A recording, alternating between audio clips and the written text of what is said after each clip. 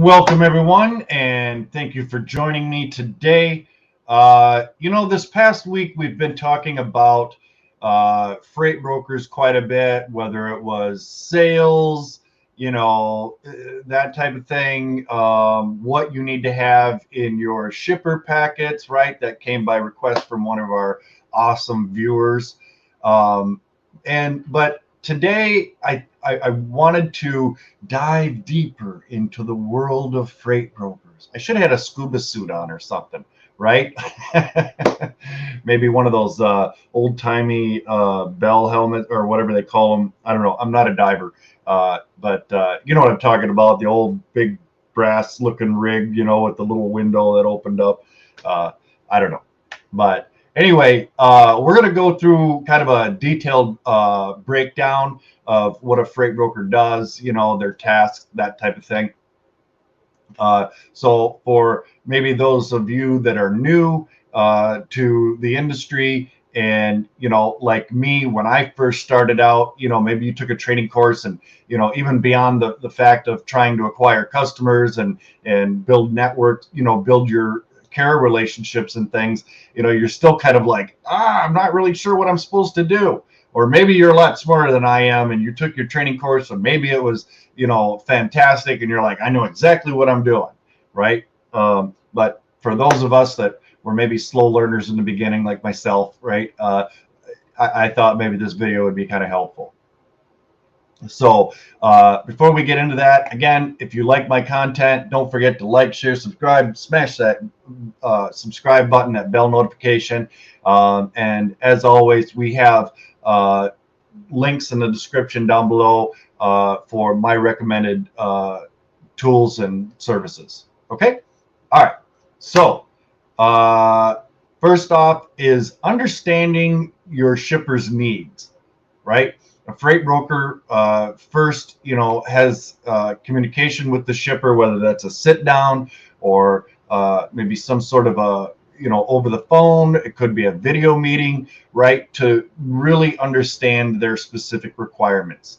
And these include factors like the type of goods that are being shipped, right? Is it perishables? Is it hazardous materials? Things like that.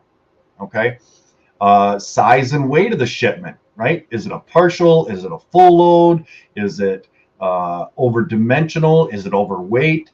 Right? All of these types of things, they're just as a few examples, obviously are a factor. Okay. Origin and destination of the shipment, right? You get some of these shippers sometimes, well, we've got a load picking up in LA, but it's actually not LA. It's, outskirts of LA, which may or may not work for your carrier, right? Preferred delivery time. Is this a standard shipment? Is it expedited, right? Maybe it's a little LTL or a little partial load that you need a straight truck or a sprinter van or something like that. Okay. Another thing is their budgetary constraints, right? Understand what their budget is. Okay. Next up is carrier network management. Okay. Freight brokers maintain a strong network of pre-vetted carriers for varying capacities, right, or with varying capacities. You really need to use your knowledge of these carrier specialties, right? Whether it's refrigerated trailers, flatbeds, things like that. Okay, basically to find the best fit for the specific shipment. Okay, some loads you can run a refrigerated truck with a dry load. Sometimes you can't. Okay, and there's many different instances whether you can or can't. And sometimes you'll get, if you have a spot load that you throw up on DAT, you might get calls from a refrigerated carrier that's just not finding a reefer load that they're suits them, and they want to run dry, or maybe their reefer unit went down and this load takes them home so that they can get it fixed, right? So they can run dry, but will it fit for that customer? It might or might not, right? So it's good to have a very good understanding of those requirements. Okay. Next up is negotiation and cost management. Okay, freight rate negotiations. Right. Once a suitable carrier is identified, right, you've had a discussion with them. The broker negotiates the freight rate. Okay, considering factors like market demand, fuel costs, length of the haul. Right, whether it's a short run, it might be going 100 miles, it might be going 1,500 miles. It all just kind of depends.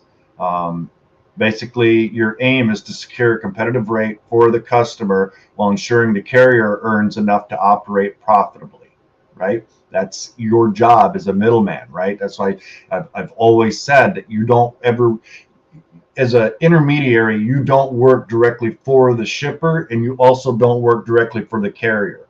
You're just there to kind of create that happy marriage, if there is such a thing. I'm kidding. I'm kidding. My wife's watching. I'm joking. Um, but no, it's more or less just trying to make everybody happy and yourself happy as well, right?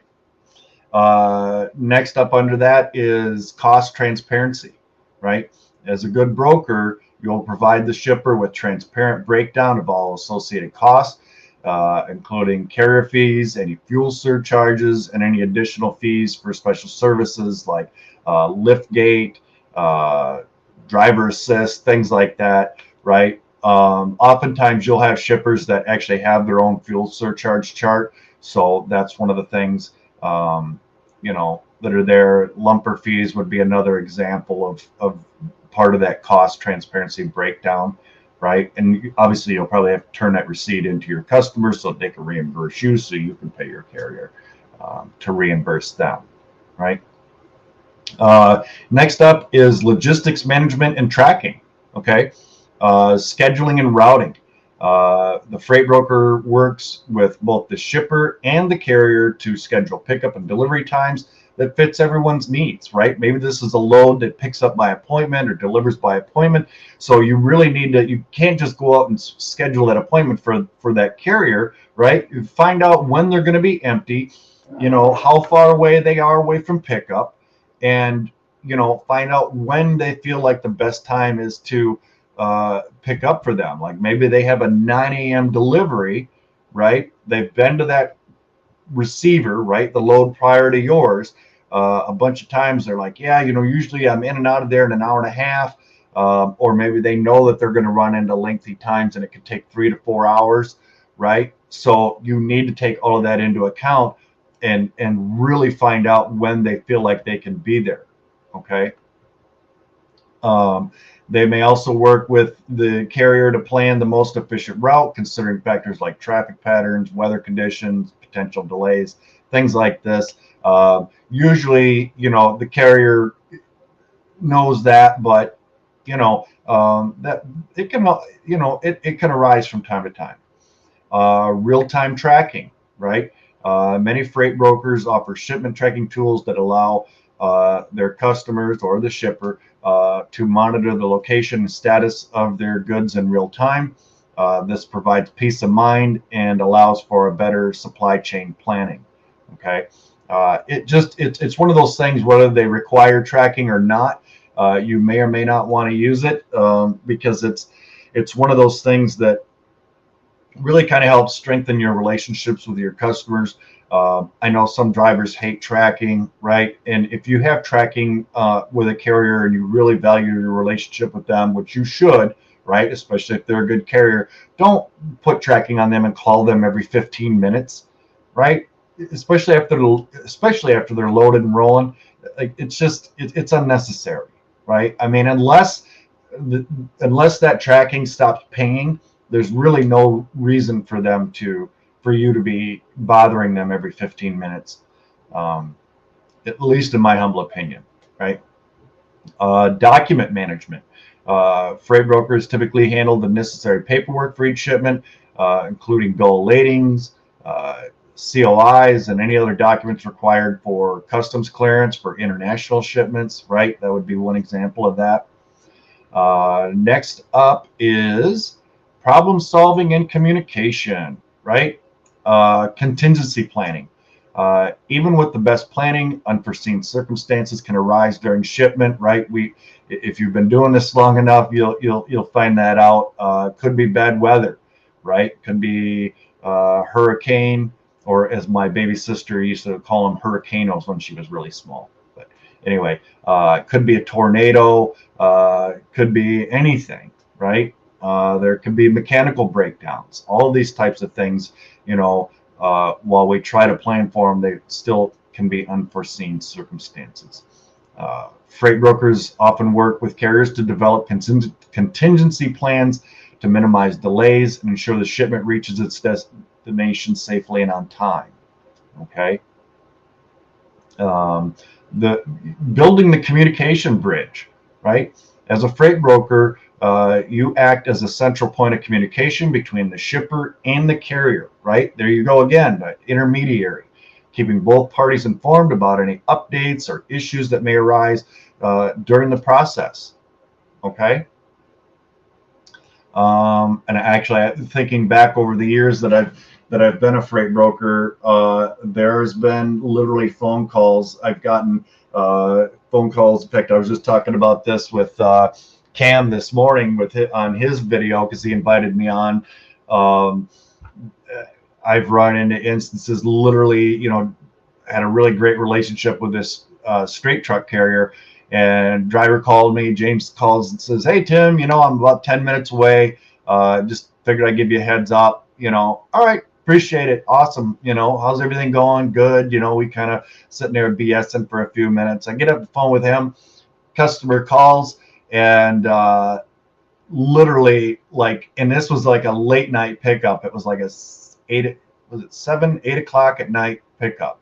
That was out of LA going to Phoenix, and then the customer calls like almost immediately, and all of a sudden they've got these new requirements, right? And I'm just like, are you kidding me right now? So there you go. You have to be that communication. You can't just let that driver show up.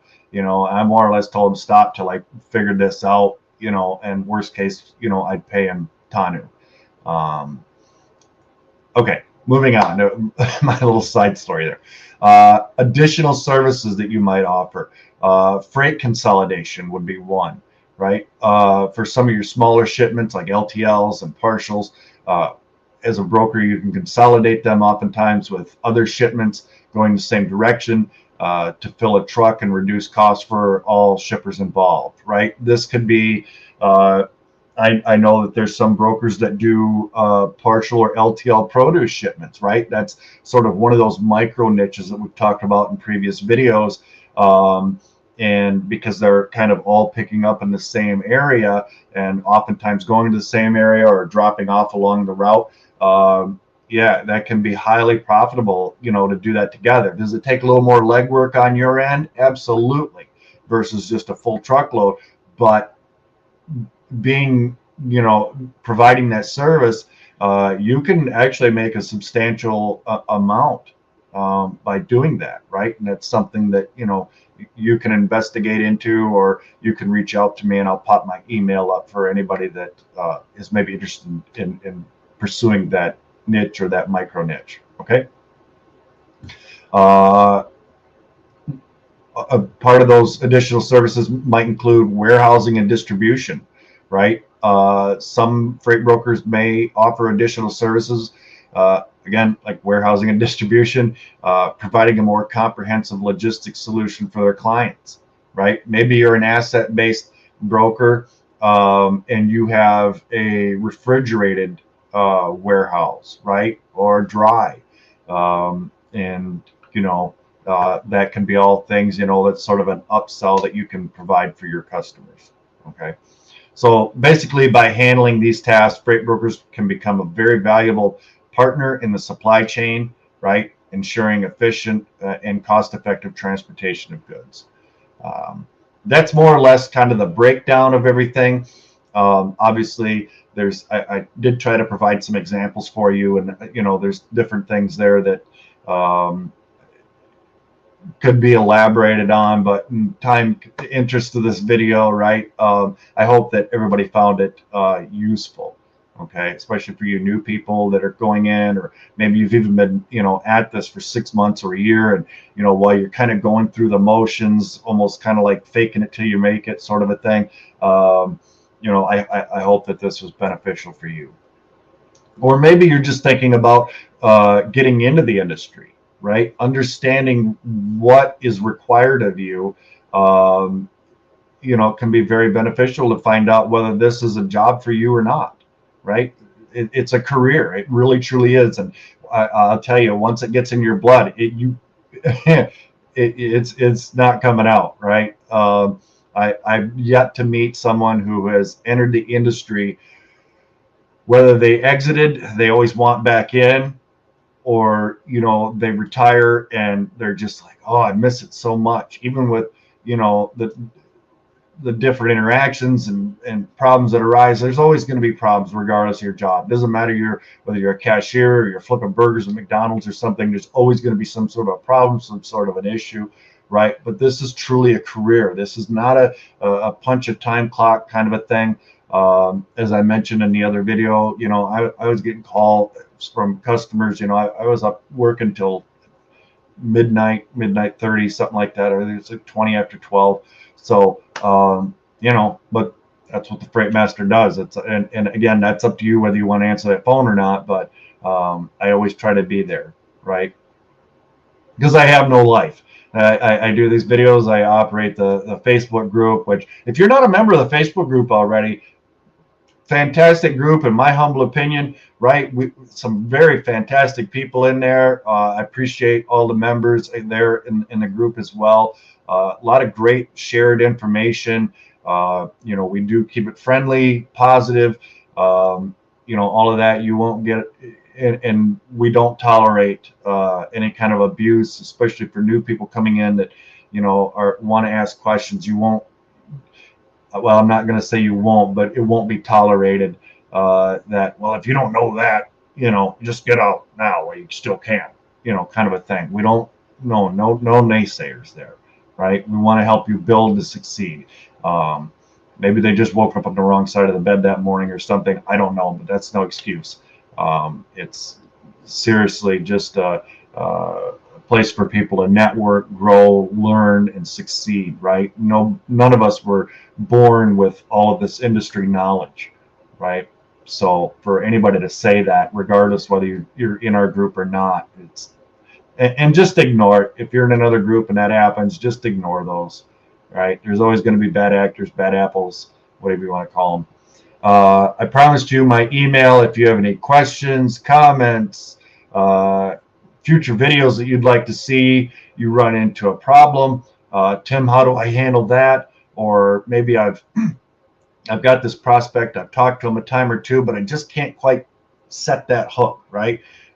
Reach out to me. I'll see if I can help you out, right? I won't charge you for that. So with that, I hope everyone is having a fantastic Friday. As always, be kind to one another. Bye-bye now.